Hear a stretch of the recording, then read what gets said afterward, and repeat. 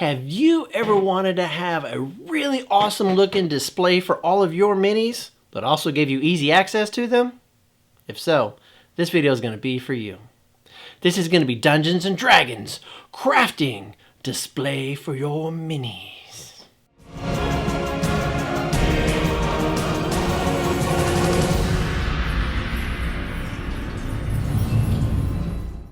Hi guys, I'm DM Dunn, and today I'm going to show you how you can make a really awesome display case for your miniatures that also gives you easy access to them as well too. And you don't have to be an artist to get all these beautiful designs. So before I get started, I do want to give a shout out to a few people.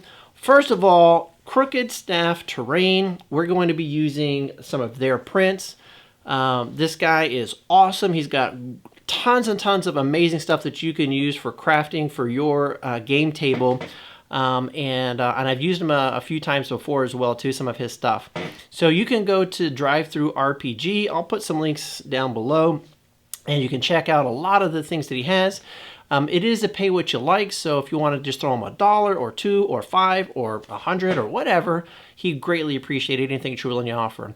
Now, I do understand also that he is still trying to recover from the COVID-19, so our hearts go out to him. We do want to wish him a speedy recovery as well too. So with that said, like I said, any donations that you want to give for his hard work that he's put into these, I'm sure he would greatly appreciate those. Now, I also want to talk about a person that I got this motivation from. She is a person that uses the Crooked Staff printouts as she crafts for her home stuff.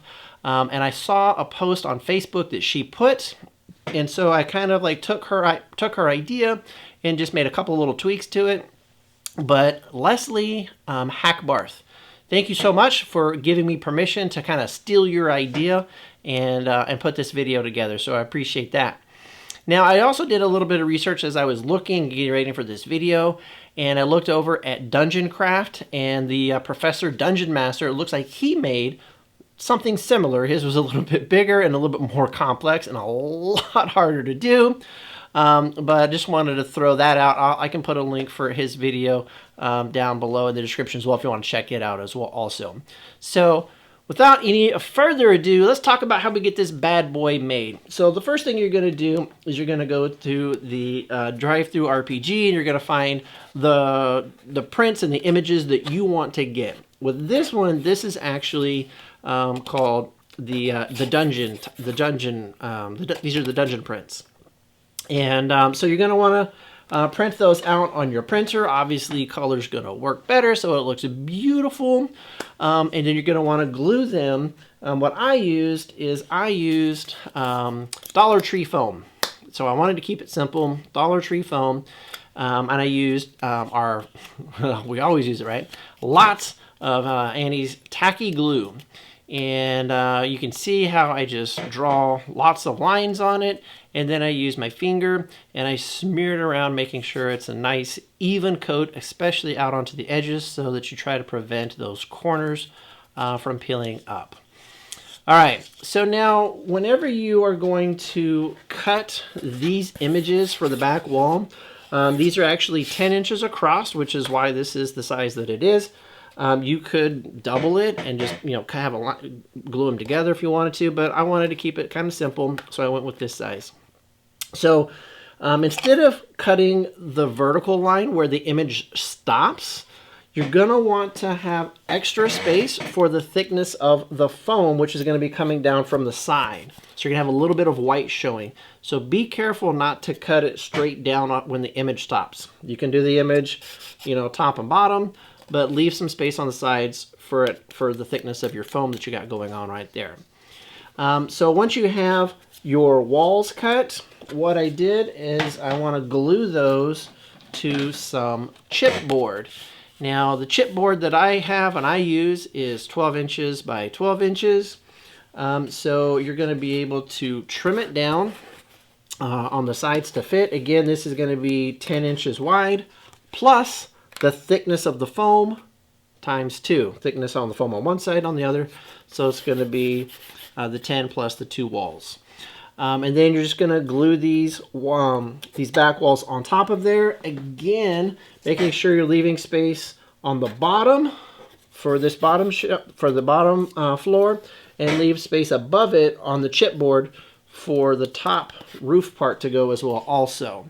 So what might come in handy is if you want to sketch some of this out on like a scratch piece of paper before you start doing it, so you can kind of visualize these little spaces and gaps so that you don't have to like make it and then realize you cut it too short and then redo it, which would be quite frustrating. So it just kind of depends on how you want to do it. So, but you want to make sure that you leave your spaces so that these are all going to fit inside of there. Okay, so with that, when you are, a key for when you're gluing this much glue on this much foam is you're going to want to press it while it's drying and let it dry. Like take like overnight, all day, day and a half, whatever, how much ever time you got. So all of your D&D and your gaming books, they're not only great for reading, they're really great for stacking on top of wet prints so that the glue will hold them and keep them from curling and bending up on the sides. So it's kind of fun little Jenga stacking of the books, if you will. So I had fun with it. Another note is these little white edges that are on the side so the foam could go in there. There might be little pieces showing depending on how accurate you are, or like me, or are not accurate.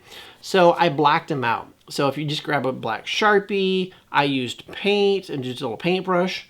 Whatever it is that you like that's quick and easy, just black them out just in case some of it shows. It'll just be dark instead of white, which will look better that way. Now, the floors are going to be 2 inches. And then there's also going to be 2 inches plus the thickness of the foam, which is going to be the back wall. So 2 inches plus the thickness of whatever foam that it is that you're using. Again, I used the Dollar Tree foam.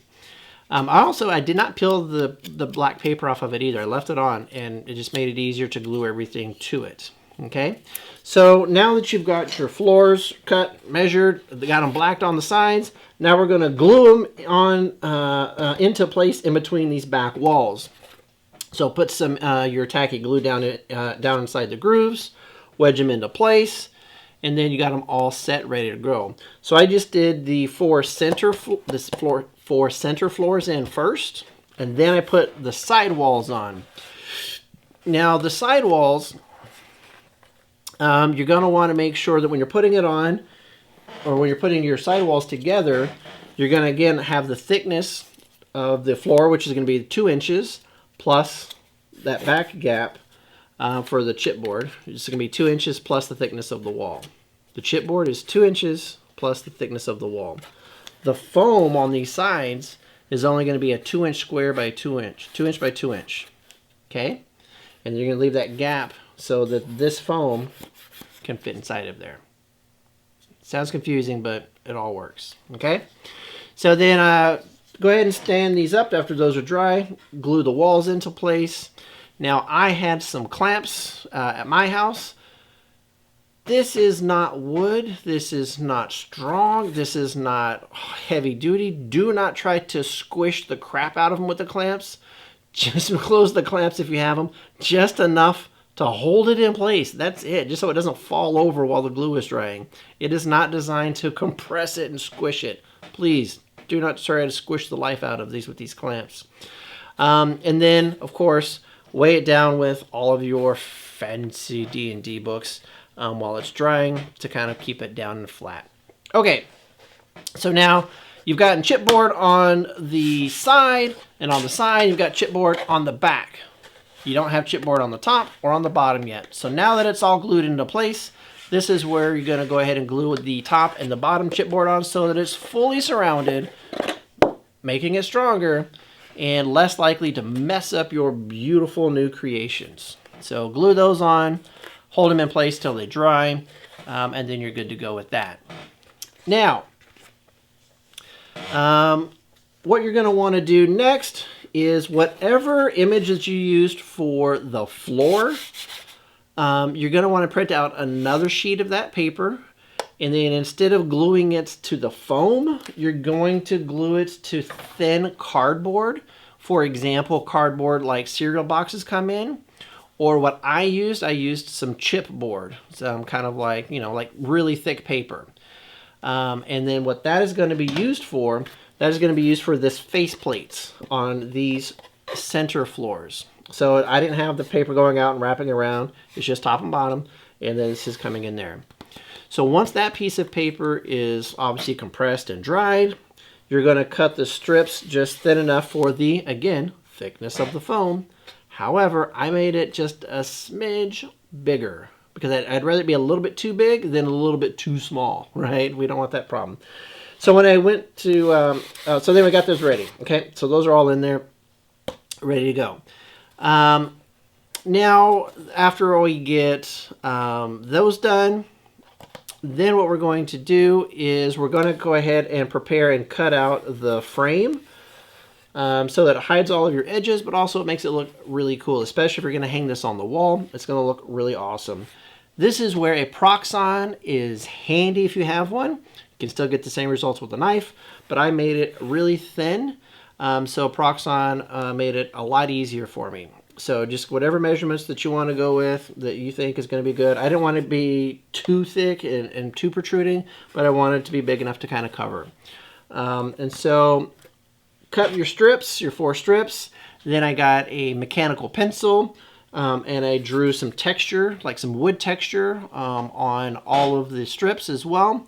I cut a 45-degree angle on one tip of each of these 4 pieces. On the backs of these, opposite of the wood texture, I did write top, bottom, left, and right, so that I knew where they were going to go. And then I'm going to go ahead and put them on here and measure. Use your box as your measuring tool. So line up to the corners, go down, and I measure and I cut the new 45s for the other ends. So now that's all measured, and now it's going to be fit. Now it's going to fit and it's going to be accurate. Now you can get it prepared. Now this is just thin foam, so you want to be protected. And so I did 2 coats of the Mod Podge with the black paint because I wanted to make sure it would help to get it some strength and some sturdiness. And then I wanted to paint it. And I did grab brown, but then I was like, why does wood always have to be brown? So I got blue. Why did I get blue? Because I can. So get whatever color you like. And plus, the image that I picked has a little bit of blue in there as well, so it matches. So green, reds, whatever you like. And I kept it simple. I only did 2 colors. I only did a dark blue and then just a lighter blue highlight, and that's all I did. I didn't do a wash. I didn't get crazy with it. Once the paint was dry, I did hit it with a clear coat of it's like a clear sealant to kind of help, again, a little bit of extra protection on there. So now you've got your strips cut and ready. You've got your frame cut and ready and painted and dried up. Now is time to plug in that hot glue gun. These are the only pieces that I use the hot glue instead of the tacky glue. Now, if you've got a hot glue gun that has a high setting, high and a low, this is where you want to flip it to high. It's going to basically get hotter. It's going to make the glue more, more liquefied and more drippy. Which means it's going to last a few seconds longer before it starts to harden and dry up on you, which is going to give you a little bit of extra time. So if you're going to draw a bead of hot glue all the way down this strip and then grab it and try to place it and then press it down, you're going to have a better shot of getting it done before it dries with it being on hot versus on standard. But if you've got standard and that's all it is, it's only one temperature, just try to go a little bit faster and you should be fine as well. So just if you have it, you can do it. Now, when I was putting these strips on these, because I told you I made them a little bit bigger, I make sure that it's flush on top. So there's no lip sticking out up here, because when you're putting your minis on and off, you don't want them to like snag and trip. So there is a catch on the bottoms of these, just a little bit. And I did that on purpose because I want to make sure it was fully covered and I don't want any snagging on the top. So it is purposely on the bottom. So there's a little trick for you right there. So once you've got your wood frame on, guys, gals, it is done. You've got yourself a beautiful display case. And now if you use the measurements that I have, this little guy right here will hold 100 standard size minis because it is 2 inches deep, 10 inches across, and you got all of these shelves. So 2, 4, 6, 8, 10. You can put 100 minis in here. Now I do have quite a few minis, and I have a lot more minis coming because of the Kickstarter. So I was wanting to figure out how can I do this. I don't have a lot of space to hang stuff up because I'm in my garage is what I'm using. I don't have like walls. I've got like shelves, but I have shelves. So I got myself a Lazy Susan, and this is a 10-inch Lazy Susan that I can put on my shelf, and then I can set this guy on top of here. And then my thought is I can put a second one right behind it, back to back, and then I can just spin them around. Kind of like some of these fancy closets that have all of these shoes, the displays and runs around. I'm going to have like shoe racks of minis, and it's going to be beautiful. Guys, do us a favor, go ahead and comment, like, and subscribe. You can help us out also by checking out our Amazon affiliate links down below. If you're going to buy anything from Amazon, please click our link first. It does not cost you anything extra, but it does help us. So let us do that for you. You can also become a Patreon at patreon.com/DMDone. Hey everybody, we thank you so very much. And until next time, have more D&D fun with DM Done.